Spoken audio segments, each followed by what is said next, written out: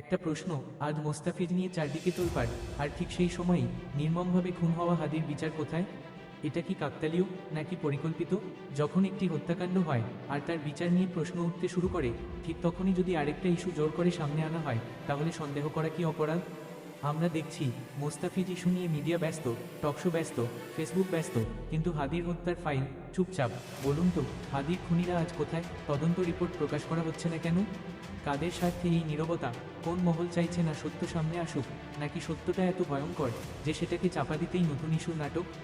ইতিহাস বলে, যেখানেই অপরাধ ঢাকার চেষ্টা হয় সেখানেই আগে নীরবতা আসে, তারপর আসে ভিন্ন ইস্যুর ঝড়। আজ আমরা ঠিক সেটাই দেখছি। এটা যদি ধামাচাপা না হয়, তাহলে এত ভয় কিসের? আমরা কোনো গুজব ছড়াচ্ছি না, আমরা প্রশ্ন করছি। কারণ প্রশ্ন না করলে বিচার হয় না, চুপ থাকলে খুনি শক্তিশালী হয়। হাদির পরিবার আজও অপেক্ষায়, আর কেউ কেউ চায় আমরা ভুলে যাই। শুনে রাখুন, হাদির হত্যার বিচার না হওয়া পর্যন্ত কোনো ইস্যুই আমাদের চোখ বন্ধ করতে পারবে না। সত্য যত চাপা দেবেন, ততই বিস্ফোরণ হবে। ইনসাফ থামানো যায় না। আপনি যদি মনে করেন হাদির হত্যার বিচার হওয়া দরকার, এই ভিডিও শেয়ার করুন। চুপ থাকবেন না।